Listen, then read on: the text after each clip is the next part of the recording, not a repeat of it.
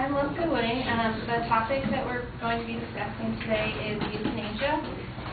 Our resolution is that California should offer the option of euthanasia to terminally ill patients. So first off, I'd like to start with some definitions that will be helpful in the debate. First of all, euthanasia, as defined by the Merriam-Webster Dictionary, is the act or practice of killing or permitting the death of hopelessly sick or injured individuals as persons or domestic animals in a relatively painless way for reasons of mercy. Another definition of euthanasia comes from Kathleen Foley and Herbert Hendon in their book, The Case Against Assisted Suicide for the Right to End-of-Life Care. They say that the word euthanasia was coined from the Greek language in the 17th century by Francis Bacon to refer to an easy, painless, happy death. In modern times, it has come to mean the active causation of a patient's death by a physician, usually through the injection of a lethal dose of medication. Terminally ill is another definition that we'll need. Ascension Health, in their article, Terminal Illness Healthcare Ethics, says that terminally ill means a condition that is reasonably expected to result in the death of the patient within a relatively short period of time, whether medical treatment is received or not. There's lots of different ways that euthanasia is described. Physician-assisted suicide and voluntary active euthanasia, passive euthanasia, and non-voluntary euthanasia. Physician-assisted suicide, Michael Manning says in his book Euthanasia and Physician-Assisted Suicide, Killing or Caring, from 1998, says a physician providing medications or other means to a patient with the understanding that the patient intends to use them to commit suicide would be physician-assisted suicide. So the physician gives the patient the prescription for the lethal dose of medication, but he does not administer it to the patient. Voluntary active euthanasia, Michael Manning also defines this as intentionally administering medications to cause patient's death at the patient's request and with full informed consent. So the doctor does actually administer the lethal medication in that case. Passive euthanasia, BBC.com, in the article Coping with Grief, Terminal Illness in 2007, says that passive euthanasia occurs when the patient dies because the medical professionals either don't do something necessary to keep the patient alive or when they stop doing something that is keeping the patient alive. So if the patient's on life support and they take the ventilator away, or if they're in a coma and they stop feeding them, then that would be considered passive euthanasia. Non-voluntary euthanasia, Jonathan Moreno, in his book Arguing Euthanasia in 1995, says that within the meaning of active euthanasia, the difference between voluntary and non-voluntary euthanasia is also important. Active non-voluntary euthanasia may be performed on a patient who is not competent and who has not requested it. So, getting to our claims, the first claim would be that people have the right to die on their own terms.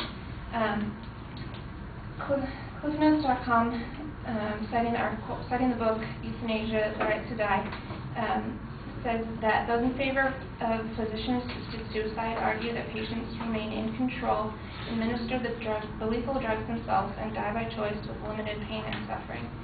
So people have the right to figure out when they want to die if they're suffering immensely. Terminally ill patients, for our second claim, they have the right to end their suffering. So if someone has very advanced cancer and they're in a lot of pain, they should be able to figure out, they should be able to decide that they want to end their own life. Faye Gersh, in her article, How Should We Die, says that Americans should enjoy a right guaranteed in the European Declaration of Human Rights, the right not to be forced to suffer. It should be considered as much of a crime to make someone live whose justification does not wish to continue as it is to take a life without consent. And in California right now, there is a law that blocks euthanasia. It's California Penal Code Section 401. It says every person who deliberately aids or advises or encourages another to commit suicide is guilty of a felony. So right now we have laws in place in California that prevents people from committing suicide. Another, also blocking suicide is, in the moral sense of it, Christianity and Catholicism both condemn suicide. St. Thomas Aquinas said that it is altogether unlawful to kill oneself, for it belongs to God alone to pronounce the sentence of life and death. So he's saying that Christianity condemns suicide because only God can decide who lives and dies. And Achille Vanderheeren said, he was citing the Catholic Encyclopedia under suicide from 1912, says that suicide is unlawful, is the teaching of the Holy Scripture and of the Church, which condemns the act as a most atrocious crime, and in hatred of sin and aroused horror of its children, denies the suicide Christian burial. So both Catholicism and Christianity condemn suicide. But so even though California condemns suicide as illegal right now, there are other places in the world where it works. Oregon has a Death with Dignity Act. It says that any adult who is capable is a resident of Oregon and has been determined by the attending physician, consulting physician, to be suffering from a terminal disease and who has voluntarily expressed his or her wish to die may make a written request for medication for the purpose of ending his or her life in a humane and dignified manner. So someone who in Oregon who is a resident and has a terminal illness can decide to end their own life. There's also programs existing in Montana that allow for physician-assisted suicide, and in the Netherlands and